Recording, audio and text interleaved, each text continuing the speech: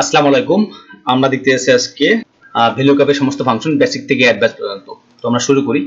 ভ্যালুকাপের বেসিকটা আমরা প্রথমে শুরু করি, তারপরে অ্যাডভান্সে যাব। বেসিকের মধ্যে আপনার আছে ভ্যালুকাপ, আমরা যদি ভি ইকুয়াল দিয়ে ভিএল লিখি ভ্যালুকাপ চলে আসবে, ট্যাব দিয়ে চলে আসলাম।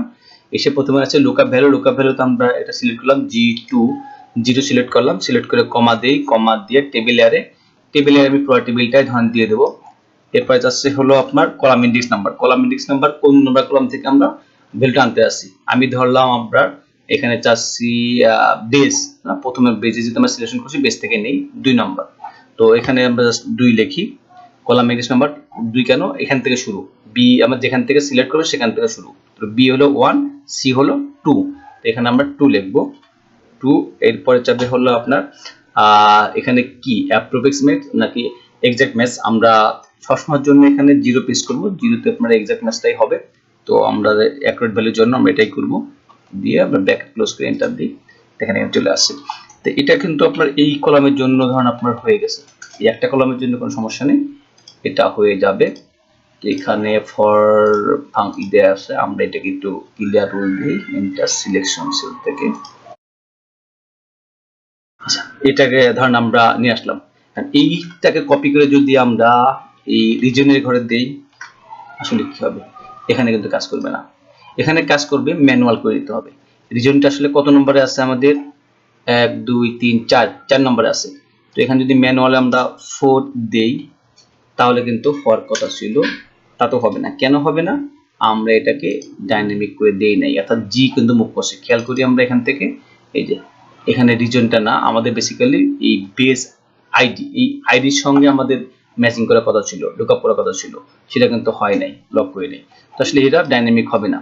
এটার জন্য আমাদের কি করতে হবে, আমরা এটাকে যদি ডাইনামিক করতে চাই, তাহলে আমাদের প্রথম থেকে আবার চেঞ্জ করে আসতে হবে। তো আমরা যেটা দিয়ে আসি এটার উপরে আমরা থাকি, প্রথম থেকে আসি, তাহলে বুঝতে আপনার সুবিধা হবে। প্রথম থেকে আমরা আসি, প্রথম হলো আমরা জি বিলকম ফাংশন টানলাম, এনে আমরা জি কে এখান থেকে দিলাম, দিয়ে আমরা এটাকে লক করে দিই। লক করব কোনটা, আমাকে একটা বিষয় ভালো করে বুঝি, আমরা জি মুভ করবে, জির পরে এইচ হবে, জির পরে কিন্তু এইচ, সরি জির পরে এইচ হবে না, জি লক থাকবে, এইচ হবে না, আই হবে না, জে হবে না, এখানে বি কোনো কিছু হবে না, জিটা কিন্তু ফিক্স থাকবে, কারণ এটার মধ্যে আইডি আছে, এটা দিয়ে আমরা লুকআপ করব। তার মানে আমরা জিটাকে লক করব, জির আগে একটা ডলার সাইন দিয়ে দেব, জি লক। আমাদের টু কিন্তু মুভ করবে, টু মুভ করে কত হবে, এখানে কত আছে, এটা আছে হলো আপনার টু, জি টু আছে। আমরা যদি কপি করে এই ফর্মুলাটাকে আমরা এখানে নিয়ে আসি, আমরা ধরলাম এখানে নিয়ে আসলাম, তাহলে কত হবে, এখানে জিটা কিন্তু জি এইট বা সেভেন হয়ে যেতে হবে। এই জন্য এটা কিন্তু আমরা লক করব না। তো আমাদের এখানে কাজ শেষ, কমা দেই, কমা দিয়ে আমরা সেকেন্ডে আসি, এখান থেকে করি টেবিল অ্যারে। টেবিল অ্যারের মধ্যে আমরা কি করব, টেবিল অ্যারের মধ্যে পুরো টেবিলটাকে আমরা সিলেক্ট করে দেব, পুরো টেবিলটাকে সিলেক্ট করে, টেবিল আমরা কোনো কিছু করব না, টেবিলটাকে আমরা এই পুরো সিলেক্ট করে এখানে পুরোটাই লক করে দেব, এখানে কোনো কাজ নাই। সিলেক্ট করে আমরা F4 চাপলে দুই পাশে লক হয়ে যাবে, পুরো টেবিলটাকে আমরা লক করে দিলাম। এখন হচ্ছে কলাম ইন্ডেক্স নাম্বার, যেটাকেও আমরা ডাইনামিক করতে আসি। আচ্ছা, এতটুকু আমরা করে দেখে আসলে কি ঘটে, তাহলে আপনাদের বুঝতে সুবিধা হবে। আচ্ছা, এখানে আমরা কি করেছি, এখানে ভুল করছে কেন, এখানে আমরা জিরো করেছি, সরি, এখানে আমরা কলাম ইন্ডেক্স নাম্বার দেই নাই।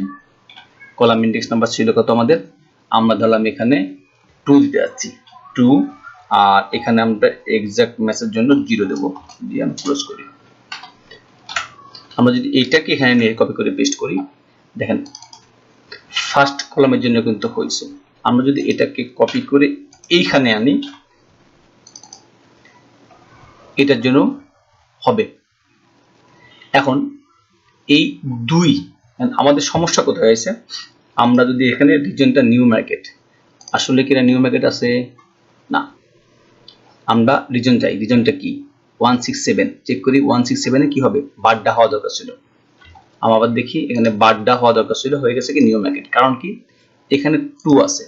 যদি আবার ম্যানুয়ালি এটাকে 2 এর জায়গায় 1 2 3 4, এটাকে যদি 4 দিয়ে দিতাম, ম্যানুয়ালি এসে ধরলাম, আমি আবার দেখাই, এটাকে ফর্মুলা থেকে কপি করলাম, কপি করে পেস্ট করলাম, পেস্ট করে এখানে আমরা 2 এর জায়গা 4 দিই। দেখেন এখানে কিন্তু বারটা হয়ে গেছে। তো আমরা সেটা করতে আসছি না। এটা যদি আমরা এখানে করে এখানে দেই, এটা কিন্তু চেঞ্জ হবে। 171 এ কি আছে? 171 মিডফুট আছে, রাইট? মিডফুট চলে আসে।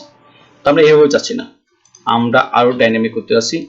এই কলাম ইন্ডেক্স নাম্বার যেন আমাদের ম্যানুয়াল করতে না হয়, এটাকেও আমাদের অটোমেটিক্যালি হবে। সেটা কিভাবে করবো? আমরা কলামটাকে ডিলিট করে দিই।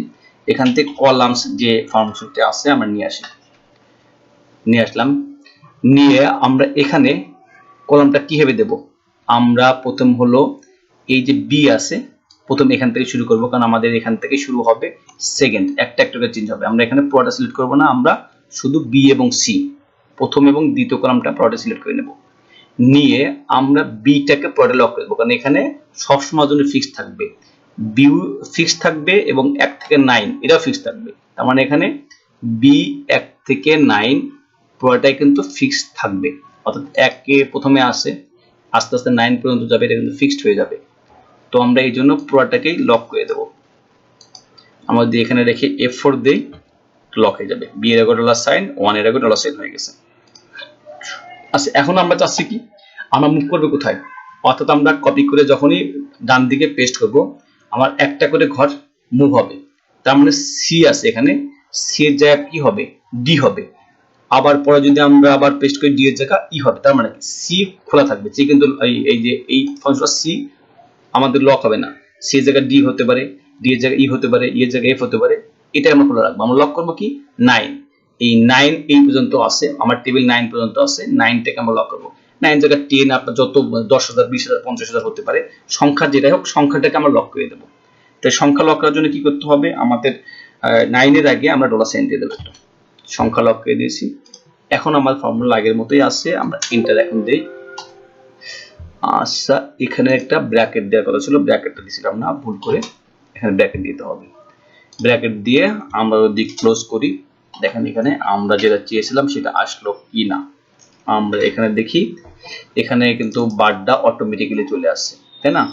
এখানে 167 এর মধ্যে বারটা, 167 এর মধ্যে বারটা চলে আসছে। আচ্ছা, এটাকে যদি কপি করে আমরা এখানে আনি, তাহলে হাটাজারি 172 এর মধ্যে কি আছে? লাস্টে হাটাজারি আছে।